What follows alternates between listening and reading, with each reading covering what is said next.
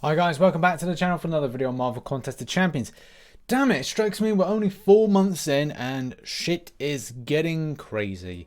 Yes, so many new champions are coming in that I didn't really think we would actually get, but it is quite interesting to see where they're going to fall. And as always, this leads me to think about the puzzle. So we return back to the puzzle again to discuss who's been added in, who we think we're going to get added in, and compare it against the community built one that we did earlier this month, which is dun dun dun right here. So many different ideas of champions that could be added in.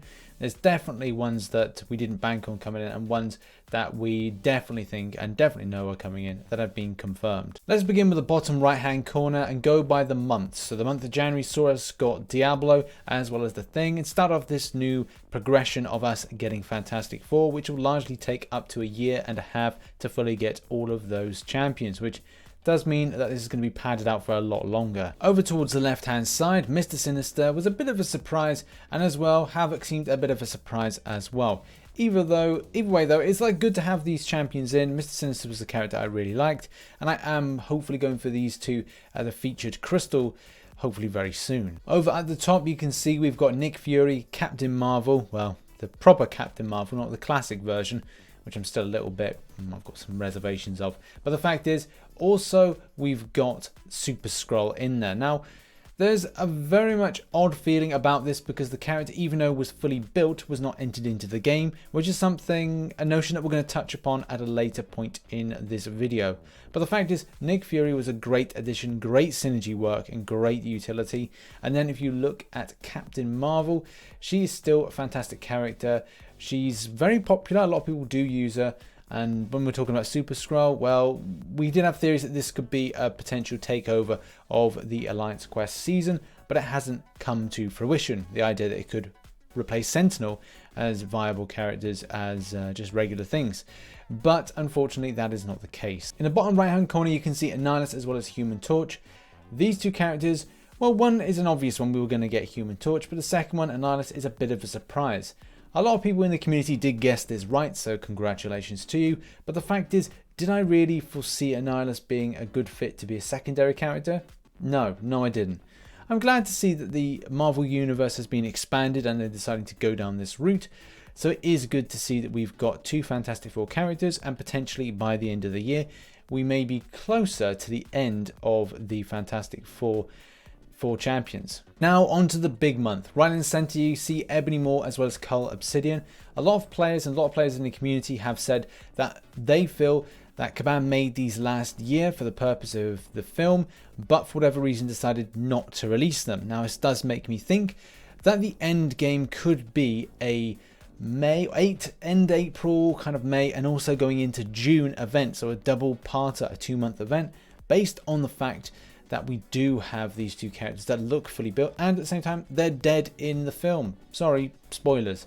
But the fact is, why choose these two characters? There were others, and I pretty much know that from the imagery that was sent out on Twitter that Valkyrie and Rescue, aka Pepper Potts, was still alive.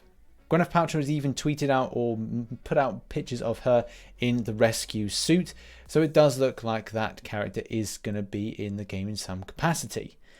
But there's also another character, and that's right, it's Ronin. So something that we've talked about for the last year or so is the fact that Ronin could be entered into the game and is a good fit between Black Widow and Hawkeye. So it is great to see this character actually enter, and I'm really excited to see the dark nature that Jeremy Renner can bring to this role.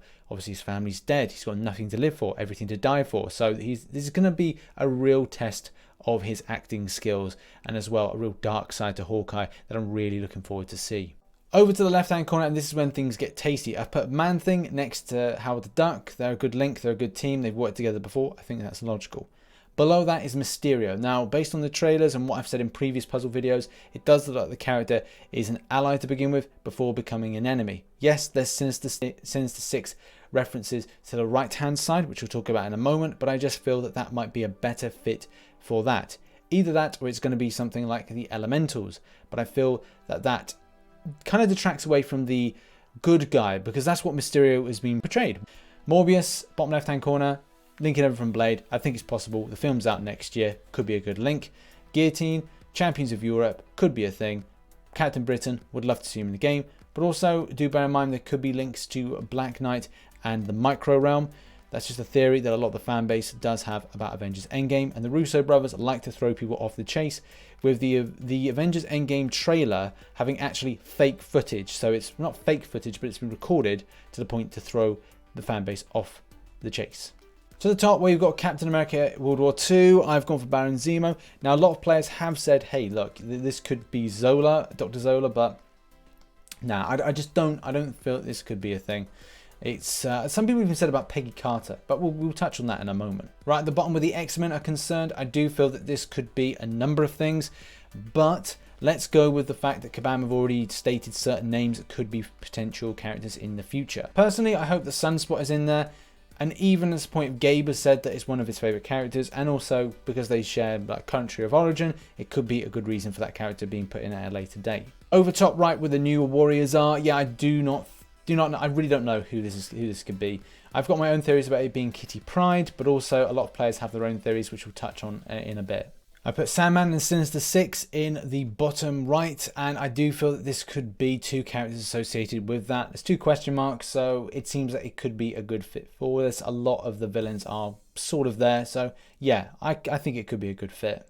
Of course, we've got Karina as a boss at a later date. Yeah, she's going to be incredibly powerful. I do think that she'll be definitely next to Collector. It seems like a logical fit for just branching off against him. And what of the bottom right hand corner? Well, this is going to be a bit difficult to pinpoint, but it is getting better to give a more of a logical guess. It's either going to be one of 2 things. Either scenario 1, Doctor Doom is the big bad boss, and it links down to Sue Storm and then across to Reed Richards, which then links across to 2 other characters. Potentially, in theory, that could work, or this is all already jumbled up in a certain way. More than likely, we'll see some other villains, and Silver Surfer be put into some of those question marks. I would probably say as well that we could see Apocalypse and some Riders of the Apocalypse, Riders of the Dead, whatever kind of links well off with the Horsemen of Apocalypse. I think that would be the best fit for there. But I think that Kabam may throw us off the chase, and maybe it's the case a new puzzle is going to emerge like they did last year, which adds a few more bits and bobs to this, which makes you go, oh right, there were actually some very distorted colorings of question marks in some sort of place on this particular image.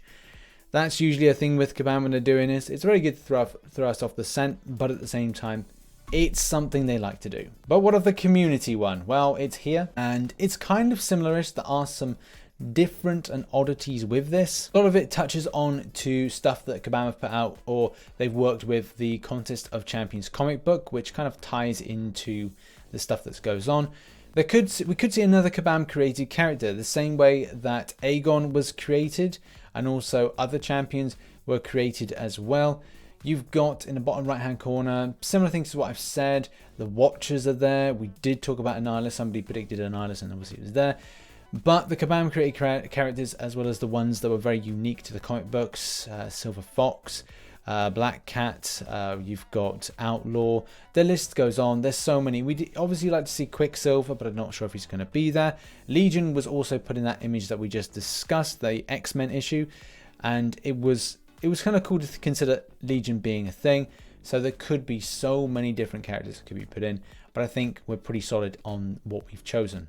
Either way, it's going to be a big year for Kabam. It's going to be a big finishing off of the year. And also having Fantastic Four does mean that we can go in a different direction and see different characters. So the options are open to see more galactic and cosmic based characters, but at the same time retaining a lot of stuff that happens in the movies, as well as some elements of comic book lore. So this is going to be very, very exciting. Thanks very much for watching this video. If you did enjoy it, remember to hit the like button, as well as subscribing for more Marvel Contest of Champions based content. Make sure to drop into a live stream most days from 1900 hours GMT, and I shall catch you in the next one. Bye bye for now.